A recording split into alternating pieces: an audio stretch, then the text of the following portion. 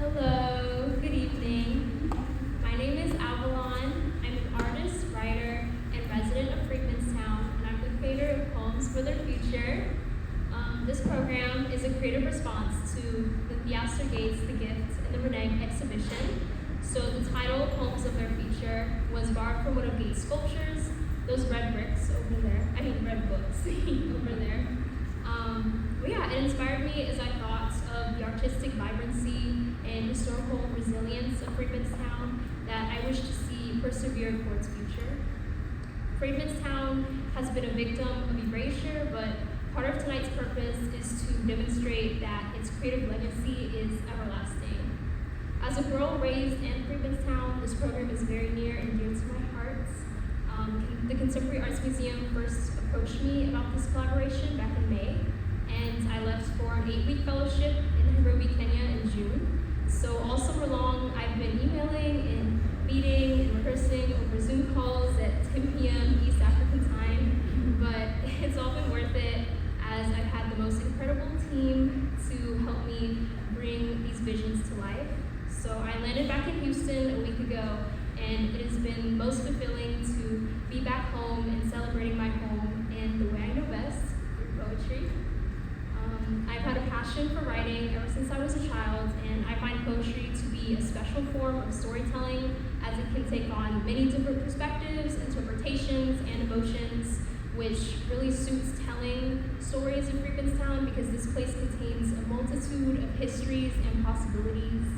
So tonight, all of these poems and expressions are dedicated to Freedmen's Town. Thank you to everyone who made this program possible. Thank you to the Contemporary Arts Museum and the Houston Freedmen's Town Conservancy. Thank you to Theaster Gates, Ryan Dennis, Hesse McGraw.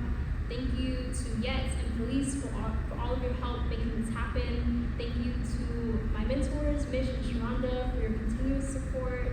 Thank you to Goodnews Nwankwo, our creative director, and thank you to our talented performers lined up for the evening. I have the pleasure of introducing our first performer. Aris Kian is a Houston enthusiast and student of abolition, currently serving as a 2023 to 2025 Houston Poet Laureate.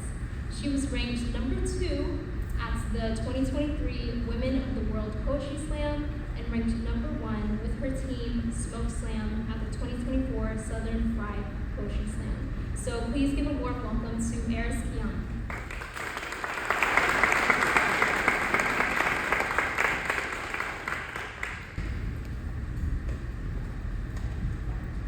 As Avalon mentioned, I am a slam poet, which means I believe that poetry is a contact sport. So all the energy I give y'all, I would love to receive back. So can I get a couple of snaps in the room? Yeah. Can I get a little claps? You hear something you like and you say, spit, poet. Period. Don't mind if I do. I have a couple of poems for y'all, inspired by not only this exhibition, but the Freedmen's Town that we've grown to know and love, Fourth Ward. A living history, with thanks to Ayakunle Palomo and Darius Simpson. Our alive doesn't wait to wear its best dress, pulls that new jacket from the back of the closet, colors itself in all this city's blue and burgundy and blossom, and don't we always? All chrome front, silver steps sway of our alive don't mind getting its feet wet in the waves of a new era. Our ancestors knew the future wasn't going to be spaceship and moon dust, didn't wait to be saved by unidentified flying things. They knew it had to do with this brick and this bayou, and the black and brown these bodies could still bear. Our alive is tired of getting caught in black and white, tired of dusting off old clothes, knows how good it looks in new kicks on old black tops under blazing suns. It runs these streets like it used to. Our alive is used to being praised in past tense, pocketed for the archive and conversations about yesterday, but our alive ain't no forgotten gospel. Every good tucked and folded in tomorrow, like tomorrow is still promised, and it is still promised. I dare you to say it. I dare you to say it and make it so. I dare you to slingshot our alive and watch it land in a future steady built by our hands. Our ancestors didn't stumble across sunrise. New survival took fire starters, took tillers, took fertilizers, took organized people from side street to swampland, took strapped chests and loud mouths, new flags and borrowed names, took prayers and clinics and standoffs with the state. Not everyone made it out alive, but they gave our alive something stone to hold on to. Our alive has solid ground, has roots, has shotgun homes and shingles that swing on storms. Say thank you for a history that swings back, that breathes in and out and in again. They've hid our alive more times than we can count, cataloged our grandfathers between shelves, shoved their uniforms behind shadow boxes, but the same blood, the same brass knuckle blistering hand, the same beating heart that built this city loved as much as it lived, fell head over heels for the soft curves of somebody's child, some brown blushed cheek, someone who curved them once, then sugared under the base of their sweet talk, someone who loved them and themselves enough to see their faces 10 generations on, in neighborhoods they grew from seed, knew which weeds to cut, which trees to water, which potholes cost a penny or a prayer, how to pass down their alive so it lasts long after. Our alive has known years before us and years we will never see. And what a gift it is to be, to have been, to be again, to breathe in and out and in again.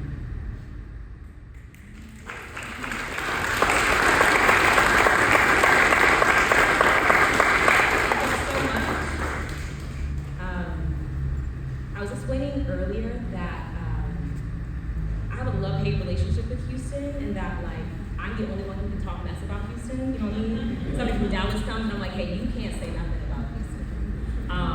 Anybody in the room have a love-hate relationship with Houston? Yeah. I feel that. This is a love/hate letter to Houston called Exit Interview, in which I'm constantly thinking of the ways I should probably head out.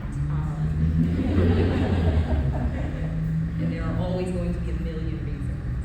This is Exit Interview, a love/hate letter to Houston. We don't talk enough about the sidewalks in this city, but blocks and blacktops blister the bottoms of our feet on the way to the bus stop or side street. Even freeways aren't free of a pothole or two. We've gotten used to rougher roads, to popped tires and aching heels. My mom left Houston with a heartache the size of I-10. Says here, suffering finds you quick. Like disasters got directions straight to the soles of our shoes. She won't step in her hometown without keeping one foot out. We don't talk about the souls the city breaks, the weight on our ankles, the day-to-day of this living that cost us our lives. I tried to hide the scars these streets have carved into me. I don't talk about which cop or car or fist I had to dodge just to make the journey back. How often I've been too black, too broke, too woman, too young to be comfortable walking downtown alone. We don't talk about the loneliness of a city that separates us by concrete, that piles asphalt on top of families, churches, chokes the breath of school kids and calls it improvement. No, we just take the drive home. Try to ignore the tents in the underpass. Don't ask what meals they missed. How many evictions were on the docket today? Which way to the cheapest doctor? We don't talk about the value of our bodies. How we can only hold so much water before we burst. Once, a neighbor in the Northeast praise danced during an August drought. She said, thank God for the dry spell, because every time it rains, I rip up carpet. Some houses still wear the wrath of Harvey on their roofs, still see the bones of their living rooms awaiting drywall and a phone call from the state. We don't talk about the state of our people that exit one tragedy just to feed into the next. Everyone I know in Houston has found a reason to leave and still holds dear a dozen reasons to stay. don't say I love this city enough. Don't talk about what it costs to care too much, to ask for more, to pour into a neighborhood that promises to be here decades after. Can you imagine the sidewalks knowing you well, the wealth of generations rooted in a soil that knows your grandmother's name? To know that what used to be can still be without sacrificing a future that holds all of us in it, that welcomes you in your father's tongue, that rubs your mother's feet, for walkways to reach the corners I couldn't touch, the neighbors I wish to know give me roads, paved with tree-lined possibility and a couple of park benches. Give me green with pathways to fresh water and fields begging to be frolicked. Give me friends who found their way to this neighborhood, from 4th Ward to Wayside, North Line to South Park, who share the language of laughter and line dances, spices and soap operas, loteria and lumpia, DJ Candlestick and Cavalli. Good God, give me reasons to keep calling Houston home.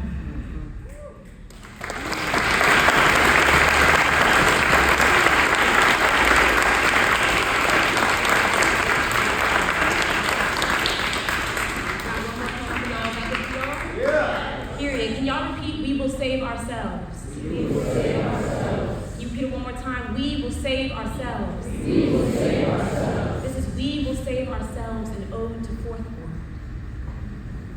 We, as in the boys dueling with dandelions down at Wiley Park, learning new ways to wield softness in their hands, we will save ourselves. We, as in the woman capturing the morning with her neighbors down Bailey, praying their memory lasts longer than a photo, we will save ourselves. We, as in the elder baking her age-old pound cake, yelling how she was born in this house, she gonna die in this house, we will save ourselves. We, as in the farmers, weighing carrots and greens, teaching one another what you put into this earth will either feed you or eat you, we will save ourselves. To the people of 4th Ward, they will starve the city until it is feral enough to swallow us whole. But we know the best way to ease the ache of the hungry, to keep each other full, to plant just as much as we plow, to praise the daylight in us that dared to shine even when we couldn't see the sun past 45. We find messiahs in mirrors. Say amen when we walk in our streets, don't need pulpits, when porches are sanctuaries, we will save ourselves. And no, it ain't all holy water and ring shout steps. Sometimes there is no ceremony or soft hymns. Sometimes it's dueling with dandelions instead of daggers. The last Polaroid in the roll, and not the name on a memorial, the first slice and fresh fruit. Dear 4th Ward, they want us to forget that we are worth saving. But when we say we will save ourselves, it means we saw into a future and we are still here. Still right off the reckless ruckus restarted, all jewel-toothed and iron-tongued, stem strong and mustard seed mountainous. We've made a home here. We were born in these streets. We will live in these streets. We will, we have, and we gonna always save ourselves. Thank you.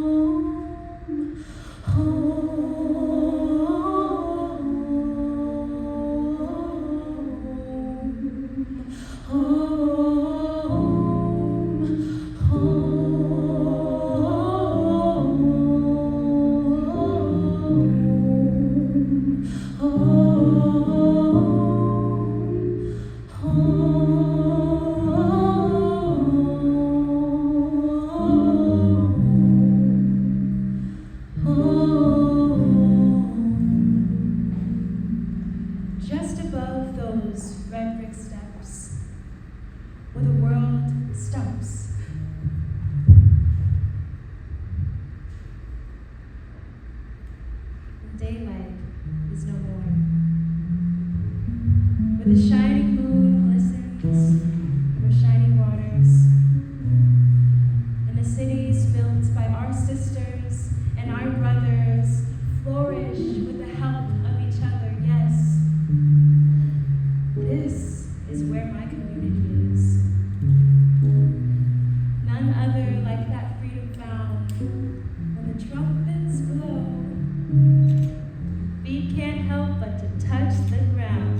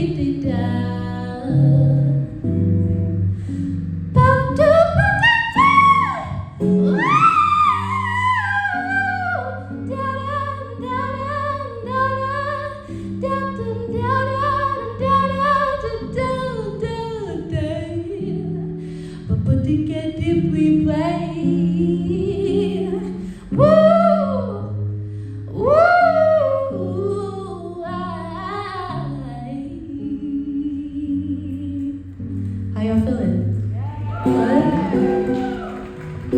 Will you sing with me? Yes? Just a little bit? Let's see. Okay, let's see. Can I hear you say you're the key? Say you're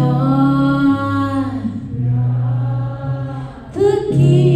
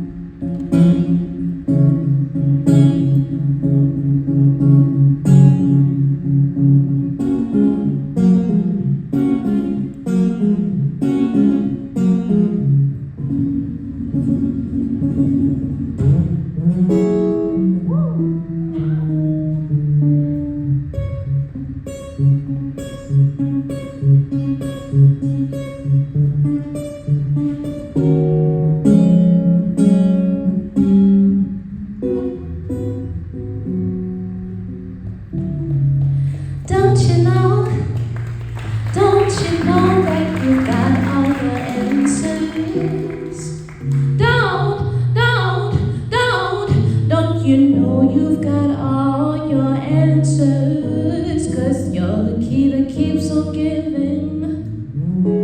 You're the key that keeps on living. Oh, yeah.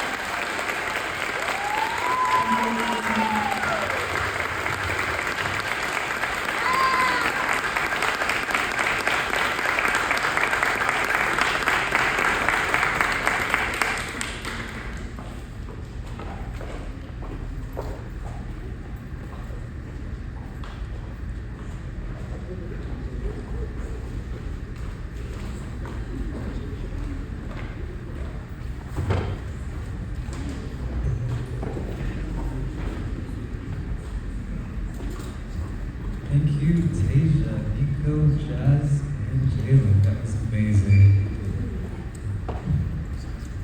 Alvin Hogans will now be joined by the talented dancer Joy Crissmon for the final two poems of their performance. This segment explores themes of home, creativity, expression, looking onward, collaboration, and arts. Joy, a university scholar with dual degrees in dance performance and choreography, as well as acting and directing from Boston State University, brings the unique dance to the stage. Currently training with the Houston Contemporary Dance Company, Dance Company, and performing with Freedmen Dance. Joy's work blends biblical principles with life experiences, adding a layer to this collaborative performance. Please welcome Avalon and Joy.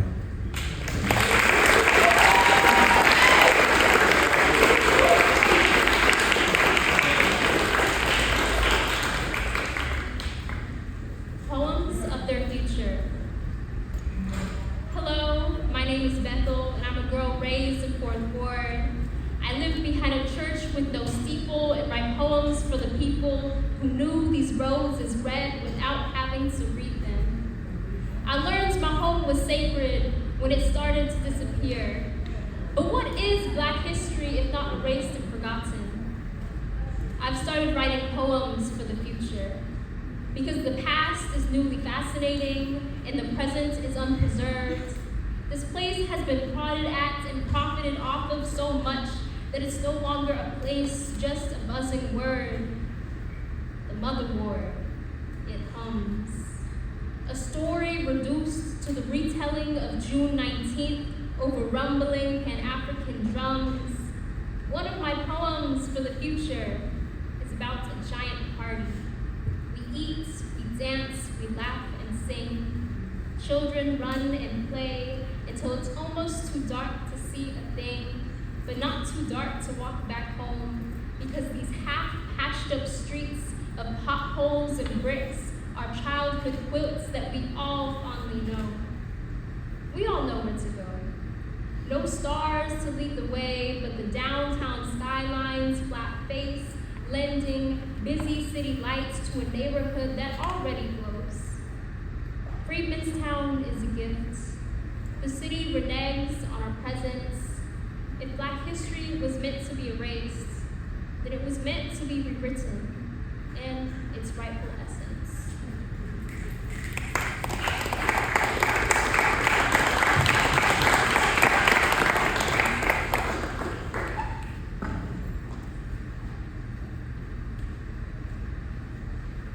How to lay a brick. Laying bricks is not an artistry, but a skill of survival, a proclamation of life. If laid correctly, bricks can recall footprints and keep secrets. Bricks do not grow on trees. Bricks are freedman made. Each brick is made of its own anecdote of a larger story. Freedmen laid bricks instead of graves.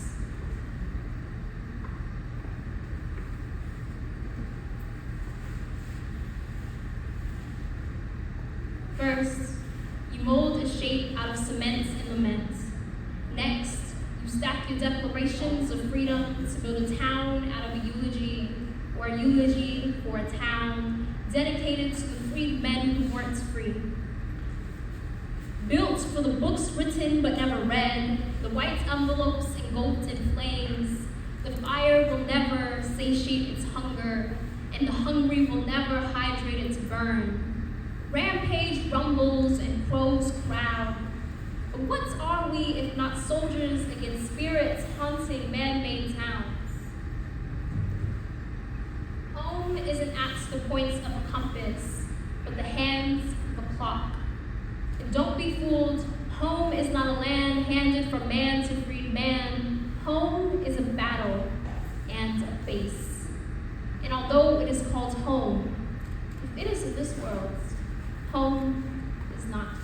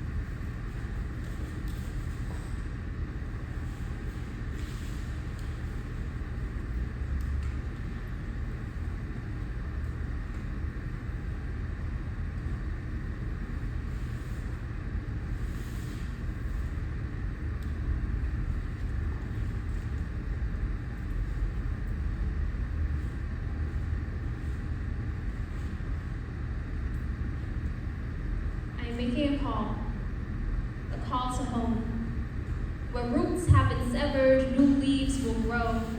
Don't chip away the fruits of my labor. Don't disconnect my phone. These bricks built new branches. Don't chip away the road back home. I am making a call. Please excuse me. This message is for the souls and souls of these streets. I'm calling to home, to history. Hello? It's me, a child who watches the skyline with red bricks under his feet. I don't know where I'm from. I don't know where I'll go. But I felt a calling to home. There is something stronger than me behind this story. They try to chip away what's built glory. But with the wisdom of transplanted roots and the promise of new leaves, Fourth Ward Houston will grow like a tree.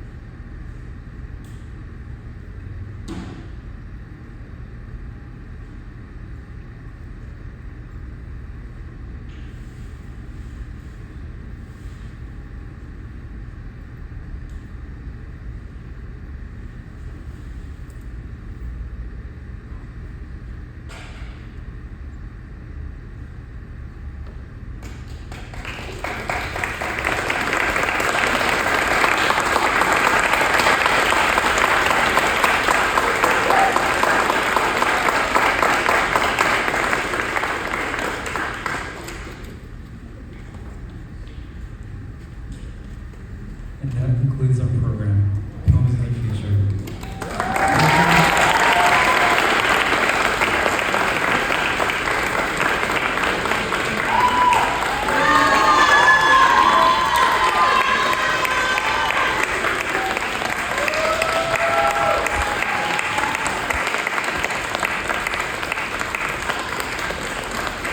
Thank you to you all, leaders, and all of you staff for your support. Thank you for coming, strangers, loved ones. Although our work is completed and done, feel free to hang around, talk, gist,